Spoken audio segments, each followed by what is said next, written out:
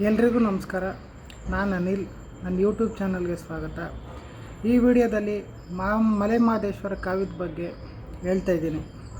ಈ ಮಲೆ ಮಹದೇಶ್ವರ ಯಾವ ರೀತಿ ಜನನ ಆಯಿತು, ಮತ್ತು ಇವನು ಎಲ್ಲೆಲ್ಲಿಗೆ ಹೋದ, ಮತ್ತು ಆಮೇಲೆ ಈ ಮಲೆ ಮಹದೇಶ್ವರ ಬೆಟ್ಟ ಬೆಂಗಳೂರಿನಿಂದ ಎಷ್ಟು ಕಿಲೋಮೀಟ್ರ್ ಐತೆ, ಮೈಸೂರಿನಿಂದ ಎಷ್ಟು ಕಿಲೋಮೀಟ್ರ್ ಐತಂತ ಈ ವಿಡಿಯೋದಲ್ಲಿ ನಾನು ಹೇಳ್ತಾ ಇದ್ದೀನಿ.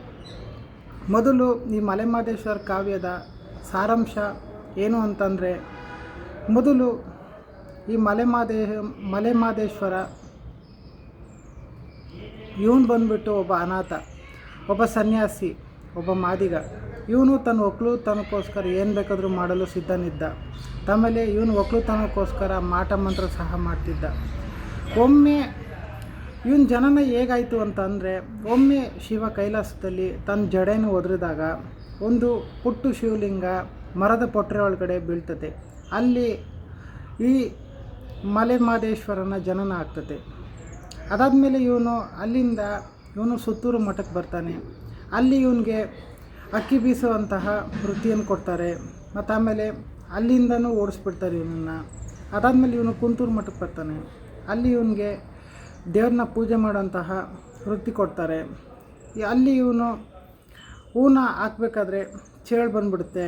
ಆ ಚೇಳುಗಳು ಸಮೇತಗೂ ಹೂವನ್ನಾಗಿ ಪರಿವರ್ತನೆ ಮಾಡಿಬಿಟ್ಟು ಅದನ್ನು ಆ ದೇವ್ರಿಗೆ ಹಾಕ್ತಾನೆ. ಆಮೇಲೆ ಆ ಮಠದವ್ರು ಏನು ಮಾಡಿಬಿಡ್ತಾರೆ, ಇದನ್ನು ನೋಡಿಬಿಟ್ಟು ಇವನ್ನ ಅಲ್ಲಿಂದನೂ ಓಡಿಸ್ಬಿಡ್ತಾರೆ. ಆಮೇಲೆ ಇವನು ಅಲ್ಲಿಂದ ಮಲೆ ಮಹದೇಶ್ವರ ಬೆಟ್ಟಕ್ಕೆ ಬರ್ತಾನೆ. ಈ ಮಲೆ ಮಹದೇಶ್ವರ ಬೆಟ್ಟದಲ್ಲಿ ಇವನ ಜೊತೆಗೆ ನೀಲ್ಗಾರರು ಸಮೇತಗೂ ಇರ್ತಾರೆ. ಮತ್ತು ಅದಾದಮೇಲೆ ಇವರ ಮೊದಲನೇ ಪಂಗಡದವರು ಏನು ಮಾಡ್ತಿರ್ತಾರಂದರೆ ವ್ಯವಸಾಯ ಮಾಡ್ತಾರೆ. ಇನ್ನೊಂದು ಪಂಗಡದವ್ರು ಏನು ಮಾಡ್ತಿರ್ತಾರಂದರೆ ಬೇರೆ ಬೇರೆ ಕೆಲಸಗಳನ್ನೆಲ್ಲ ಮಾಡ್ತಿರ್ತಾರೆ. ಮತ್ತು ಅದಾದಮೇಲೆ ಈ ಮಲೆ ಮಹದೇಶ್ವರ ಬೆಟ್ಟ ಎಲ್ಲಿದೆ ಅಂತಂದರೆ, ಬೆಂಗಳೂರಿಂದ ಸುಮಾರು 130 ಕಿಲೋಮೀಟ್ರ್ ದೂರದಲ್ಲಿದೆ. ಮೈಸೂರಿಂದ 150 ಕಿಲೋಮೀಟ್ರ್ ದೂರದಲ್ಲಿದೆ. ಈ ಮಲೆ ಮಹದೇಶ್ವರ ಬೆಟ್ಟ ತುಂಬ ಪ್ರಸಿದ್ಧವಾಗಿರುವಂತಹ ಬೆಟ್ಟ. ಇಲ್ಲಿ ಮಲೆ ಮಹದೇಶ್ವರ ಸ್ಥಾಪನೆ ಆಗಿದೆ. ಮತ್ತು ಆಮೇಲೆ ಕರ್ನಾಟಕದಾದ್ಯಂತ ನಾನಾ ಜಿಲ್ಲೆಗಳಿಂದ, ನಾನಾ ಊರುಗಳಿಂದ ಈ ಮಲೆ ಮಹದೇಶ್ವರಕ್ಕೆ ಬೆಟ್ಟಕ್ಕೆ ಬರ್ತಾರೆ. ಮತ್ತು ಆಮೇಲೆ ಅಲ್ಲಿ ಎಲ್ಲರೂ ದರ್ಶನ ತಗೊತಾರೆ. ಮತ್ತು ಇದು ಕಾಡಿನಲ್ಲಿ ಬರೋವಂತಹ ಬೆಟ್ಟ.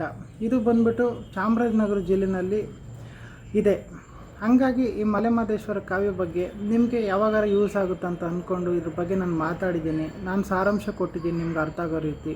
ನೆಕ್ಸ್ಟ್ ವೀಡಿಯೋದಲ್ಲಿ ನಾನು ಬೇರೆ ವಿಷಯ ತಗೊಂಡೋದ್ರ ಬಗ್ಗೆ ಮಾತಾಡ್ತೀನಿ. ಯಾರ್ಯಾರು ನನ್ನ ವೀಡಿಯೋನ ಮತ್ತು ಅದಾದಮೇಲೆ ಪ್ಲೀಸ್ ದಯವಿಟ್ಟು ನನ್ನ ಯೂಟ್ಯೂಬ್ ಚಾನಲ್ಗೆ ಸಬ್ಸ್ಕ್ರೈಬ್ ಮಾಡ್ಕೊಳ್ಳಿ. ಏನಾದರೂ ಕಮೆಂಟ್ ಮಾಡೋಂಗಿದ್ರೆ ಕಮೆಂಟ್ ಮಾಡಿ. ಮತ್ತು ಆಮೇಲೆ ಏನಾದರೂ ಈ ವಿಡಿಯೋ ಇಷ್ಟ ಆದರೆ ಲೈಕ್ ಮಾಡಿ. ಆಮೇಲೆ ದಯವಿಟ್ಟು ನನ್ನ ಚಾನಲ್ಗೆ ಸಬ್ಸ್ಕ್ರೈಬ್ ಮಾಡ್ಕೊಳ್ಳಿ. ನೆಕ್ಸ್ಟ್ ವೀಡಿಯೋದಲ್ಲಿ ನಾನು ಬೇರೆದ್ರ ಬಗ್ಗೆ ಮಾತಾಡ್ತೀನಿ. ಈ ವಿಡಿಯೋನ ಇಲ್ಲಿಗೆ ನಿಲ್ಲಿಸ್ತಾ ಇದ್ದೀನಿ. ಎಲ್ರಿಗೂ ಧನ್ಯವಾದಗಳು. Thank you so much.